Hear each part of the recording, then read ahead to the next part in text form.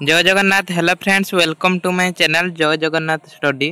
तो आज ये वीडियो रे आमे +3 फर्स्ट सेमिस्टर एईसी ओडिया हला एईसी ओडिया कंपलसरी समस्त रही एईसी ओडिया रे आमे यूनिट 2 जोटा रही वाक्य गठन रीति और प्रकार भेद से वाक्य गठन रीति प्रकार भेद आमे लॉन्ग क्वेश्चन डिस्कशन करबा। तो 8 मार्किया क्वेश्चन सबू आपणकर 4टी करिया सॉरी 5टी आसीबो 5टी रो आपनको 4टी करिया पड़िबो। तो 8 मार्किया क्वेश्चन ऊपर ध्यान देबे काहे ना सेठी आपणकर 32 मार्क रहउची हला सेठी 32 मार्क रहउची। तो समस्त ध्यान देबे।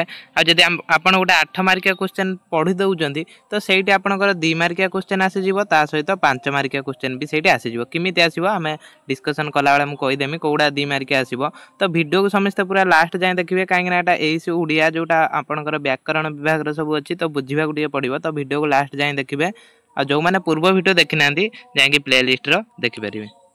देखंतु एकाथरका आमे सब जगह क्वेश्चन पढी परिबानी। तो आज ये वीडियो गोटे इंपोर्टेंट क्वेश्चन पढिबा वाक्यर संज्ञा और लक्षण दर्शाई विभागीकरण विश्लेषण कर।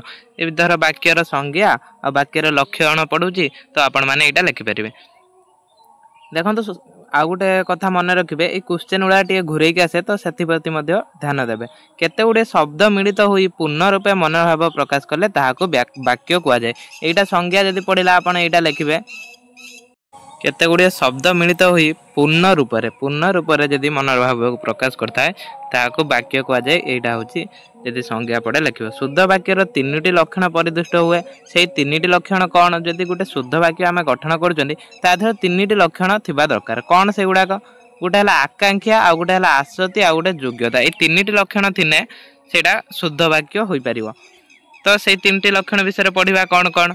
प्रथम हला आकांक्षा। आकांक्षा कोन अर्थबोध निमंत एक पद अन्य पद बा पदर बा पद मानकर अपेक्षा रखे यही सापेक्षता को आकांक्षा कुआ जाय। आकांक्षा का कुआ जाय देखंतु अर्थबोध निमंत हैला।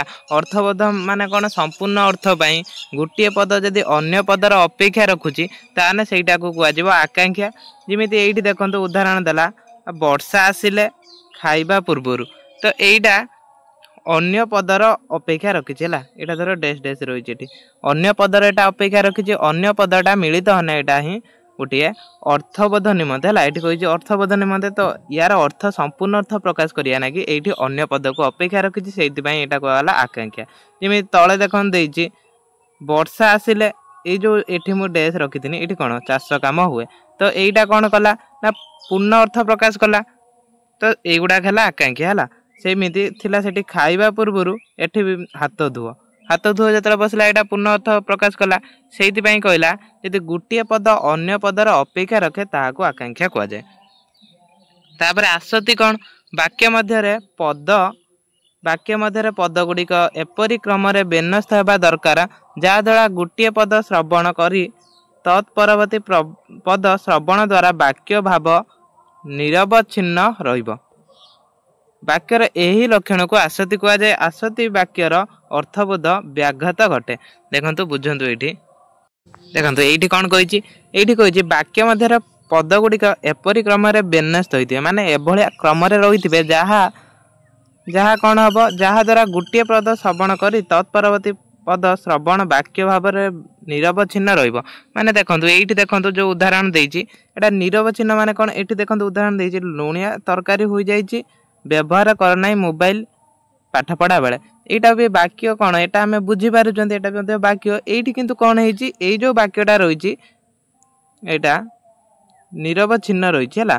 माने एई देखंतु उक्त उदाहरण दुईटी पद गुडी यथायथ विन्यस्त होई नथबारु पद गुडी सुनिबा बेले भावर धारा सुसंहत और संजोग हेउनथबारु एहा वाक्य नुहे। एटा वाक्य नुहे काई कहला एटा जो भावर जो धाराटा रहिछि एटा सुसंहत अछि बा सुसंजत माने सठिक भाबरे नाही पद ऊपर परे पद एठी सठिक भाबरे बसाइनी।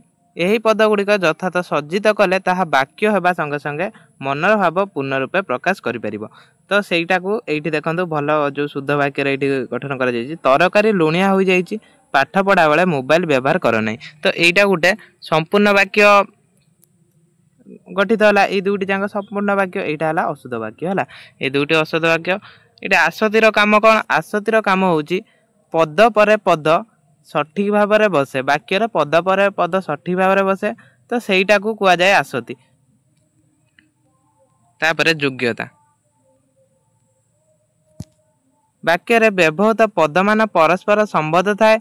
यह संबद्ध परस्पर विरोधी हेले अर्थ प्रतीति बाधा सृष्टि हुए।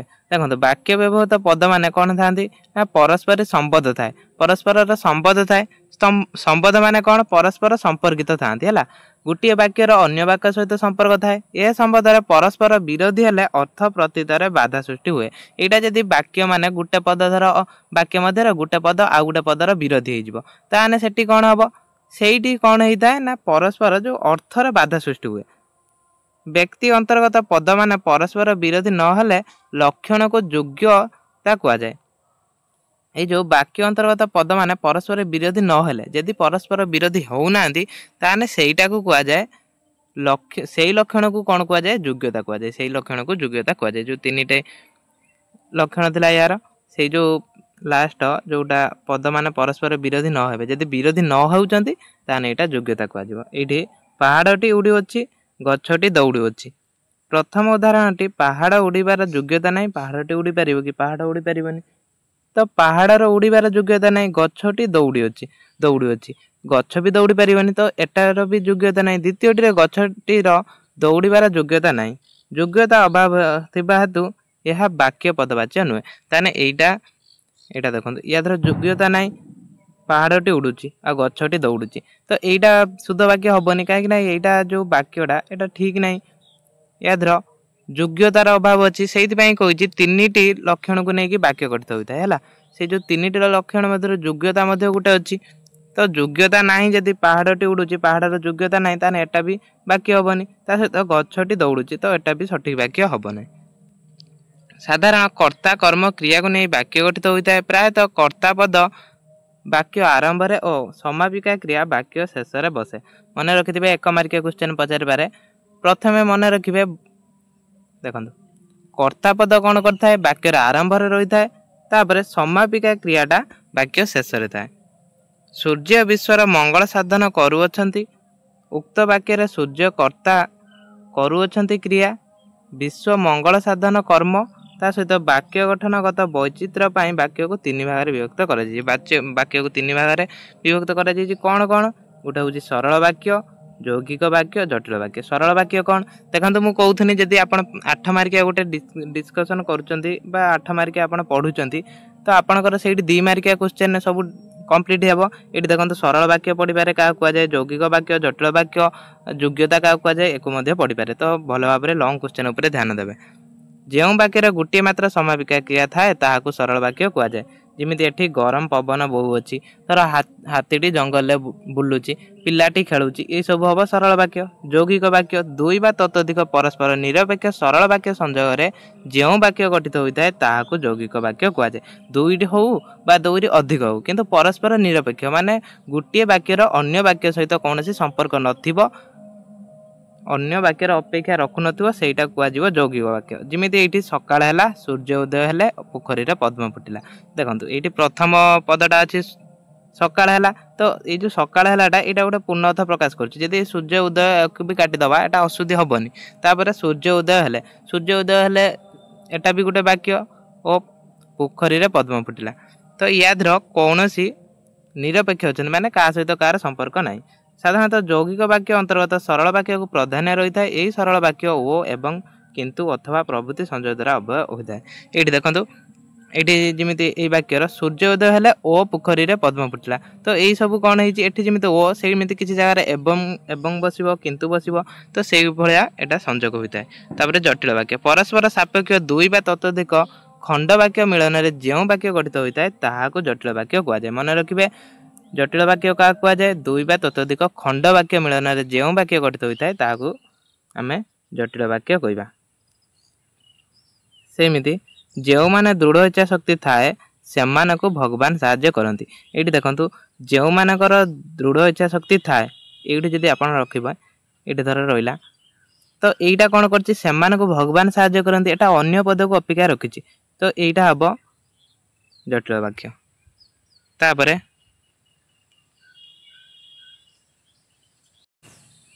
भाव प्रकाश प्रकार दृष्टि वाक्य को चारि गोटी श्रेणी विभक्त कर कौन से गुड़ा विवरणात्मक प्रश्नात्मक विस्मयात्मक आउ अनुज्ञात्मक तेणु से गुड़ा देखा कौन कौन देखो ये वाक्यर प्रकार भेद पढ़ने भी आप लिखिपारे विवरणात्मक कौन जो वाक्य कौन विषय विवृत्ति वक्तव्यटीए प्रकाश पाई ताकू विवरणात्मक वाक्य कहुए सेटा कौन गोटे उदाहरण ये भागवतर अनेक शिक्षणीय गल्प रही देखो यहीटा गोटे कम करेंगे पूर्व भिडियो देखने वाक्य गठन रीति गोटे बनाई भिडियो ता सहित वाक्यर प्रकार भेद बनाई से वाक्यर प्रकार भेद आप भल भाव में यहाँ बुझीपारे ये खाली देखी था प्रश्नात्मक वाक्य कौन जो वाक्य कौन प्रश्न प्रचार पाई था प्रश्नात्मक वाक्य कहुए आउ भी आप लिखिपारे जो वाक्य कौन प्रश्न सूचना दे था आम प्रश्नवाचक वाक्य कहीपर विस्मयात्मक वाक्य कौन जो वाक्य मन विस्मय भाव प्रकाश पाए